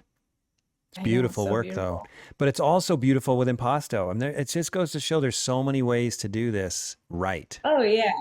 you know? Yeah, and I like texture. I think it's one of the things that's fun about oil paint, that Mm-hmm. you have there's such a range you can get, but especially with something like these sunflowers, I don't know.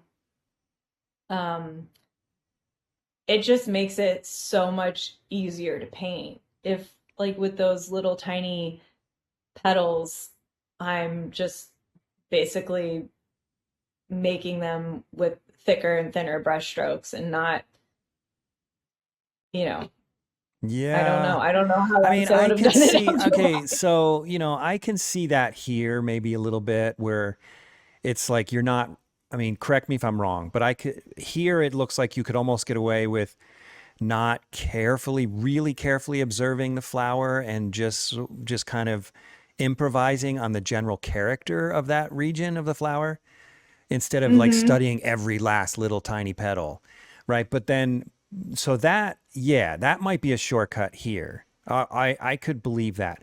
I don't believe that here.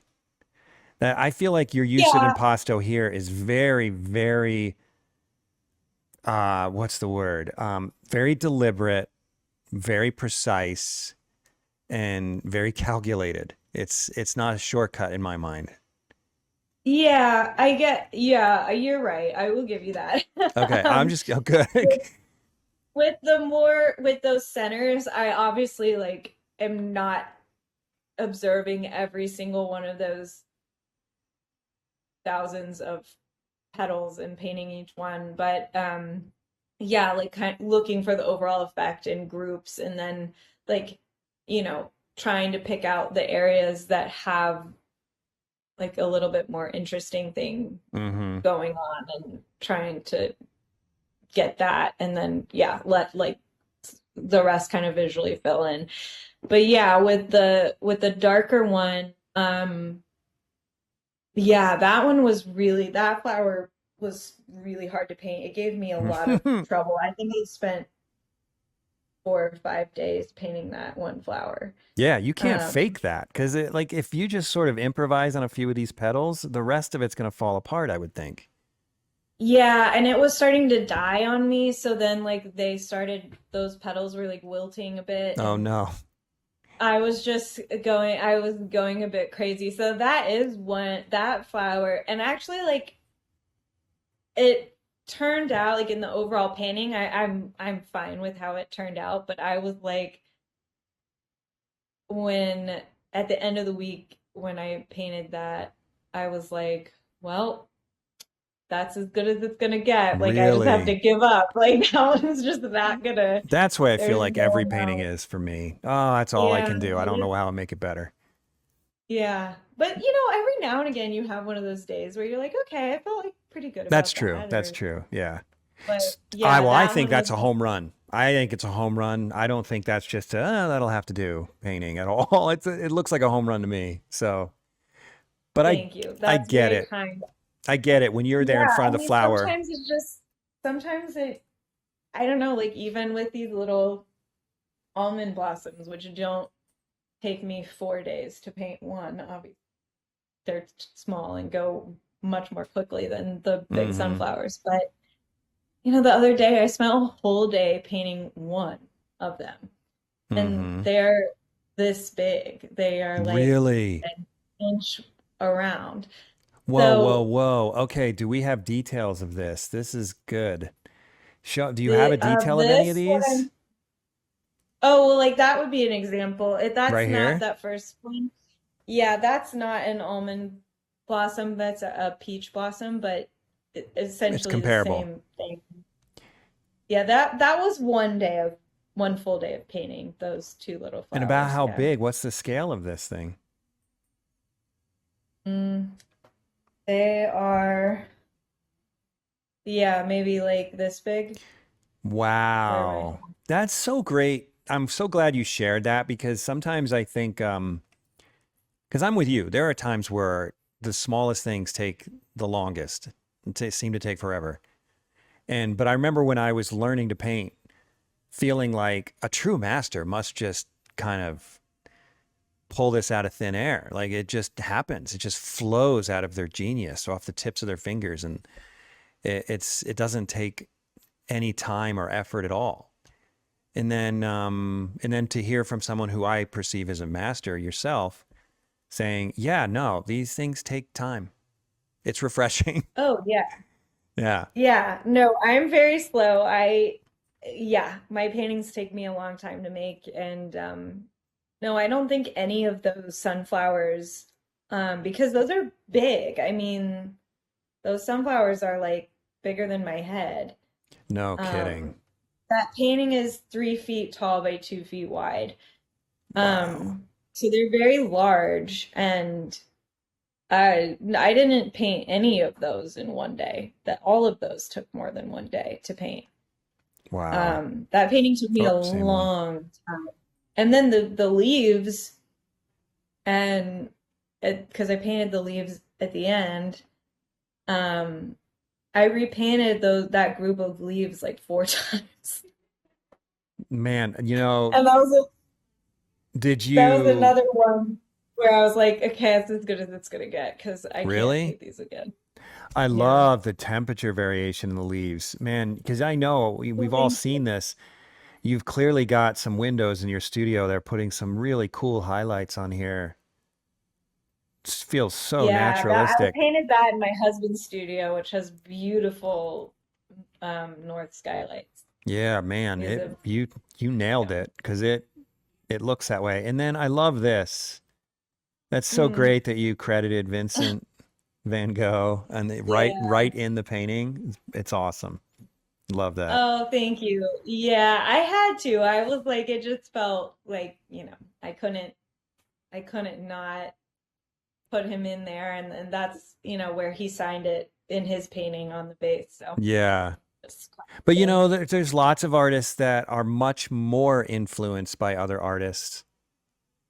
And because yours is so different than his, you could have easily not even told people, or you could have easily not credited him. So I just find it pretty cool that you did that. Oh, well, thank you. Yeah, I mean, it's just nice. I don't know. I like the dialogue of, I feel like I like the idea of kind of making paintings for the artists that I admire. It's nice to pay homage sometimes. Yeah. Yeah. So, all right. So this one, another comment I wanted to make about your work, which is kind of related to the last one because you're painting impasto, um, relates to something I heard in college, which I've said before on the podcast. So I apologize for being redundant here. But one of my teachers said to me once that your painting should look good from 3 inches away, 3 feet away, and 30 feet away. And Mm-hmm. and I absolutely 100% agree with that to this day. It's been 20 years since I've heard it. And the paintings that really move me, not just move me, the paintings that really keep me standing there and looking for a long time at them are the ones where they blow your mind when you're walking up to them. And then as you get closer, you just continue to be surprised. And then you get right up next to them and you're inches away, and the paint itself is beautiful. And Yeah. that's what I see when I look at these flowers. Like Oh, it's thank not you. just a flower. The paint is beautiful. You've made the paint itself beautiful. Thank you. That means a lot. Thank you so much. I do think that's one of the things that attracts me to the paintings that I really love. is Mm-hmm. that feeling like, oh, the artist likes to paint. Like Yeah. they like to paint. And So is that I what you mean mean that's when you said earlier they like to paint? Is that what you were seeing? That they seem to love the actual the physical process. process? Yeah. Or the Yeah. actual Yeah. the paint itself in a way? Yeah. Yeah. I think that I'm really attracted to color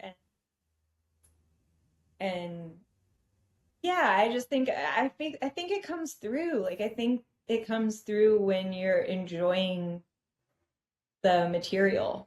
Mm-hmm. Um, yeah, I don't know, but thank you. That means a lot because it is something that I don't know. I feel like the best part of my painting day is just getting out my palette and laying out all the colors, every day. And it's just like, oh, my friends, they're all here. Yeah, and the smells of paint. Most of them are terribly toxic and poisonous, but God, they're I good. know I'm not working with any heavy metal paints Oh, you're not? currently or since it was a Oh, hard because of your loss. son. Since I Yeah. got pregnant, I I've weaned off of all of the toxic stuff, but I'll be Yeah. back. I'll be back one day. Yeah. For me, it's the retouch varnish. I don't know what it is about it, but like I'll spray a painting and there'll be a cloud in front of the painting and I know I'm supposed to back up, but I just go right toward it. It just smells so good. I'm like, wait, that's I mean, poisonous. I I think should if probably you're get not out of the pregnant, cloud. you're probably fine. We'll wrap this up. I'm just going to ask you one more question, but I wanted to say because we didn't get to look at a ton of your work, that your website is kgwhipple.com and your Instagram is Katie G Whipple. That's Whipple. That's it. So people need to go check it out. And I also wanted to give you one more compliment in that the Oh, direction your work is going right now is amazing. The color that you're starting to put into your work is so oh, thank beautiful. you. It's always been good, but I just love these brilliant colors that you're working with right now. Um, Thank you. It's been so fun. It's funny how like, it took me maybe like 5 years of being out of school to realize I didn't have to start every painting with burnt umber. I was like, oh right. yeah, I'm not painting people that are just various shades of of brown and pink. yeah, man. Well, I'm glad you discovered it. I mean, again, your other work is great too, but I love color, and this is the stuff that really speaks to me. This beautiful colors. Yeah, I love the color in your work as well. Thank you. It's so inspiring. Thank you. Well, my final question for you is this. What advice would you give an aspiring young artist? Advice for aspiring artists. I think, okay, two parts. Advice for artists that are in the atelier system and coming out of it and feeling confused Mm-hmm. or just like, what the heck do I do? My advice for for them is just keep looking, look at as much art as you can, and then once you've looked at enough, then just go into your studio and make work. And whatever comes out will be informed by all of those things that you've looked at. And just don't worry too much about it. It doesn't have to be profound or anything super important because it's yours and that perspective is inherently interesting. And I guess that would be my advice for any aspiring artist or creative person in general is that the world needs beautiful things and we all will benefit from the beautiful things you create. So Hmm. don't stop yourself from making them because you don't think you're good enough or you think it's a waste of time or you think there are more important things to be doing because there will always be something more important to be doing, but honoring our creativity is one of the best ways to share our humanity and find humanity in others. That's great. I really appreciate that. That's really good advice and very inspiring. So thanks a ton, Katie, for doing the podcast. It's been really fun to get to know Yeah, you.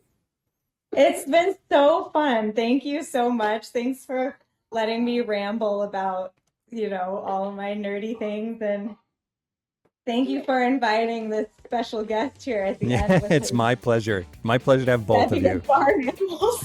Thanks for tuning in to the Undraped Artist Podcast. If you enjoyed it, subscribe.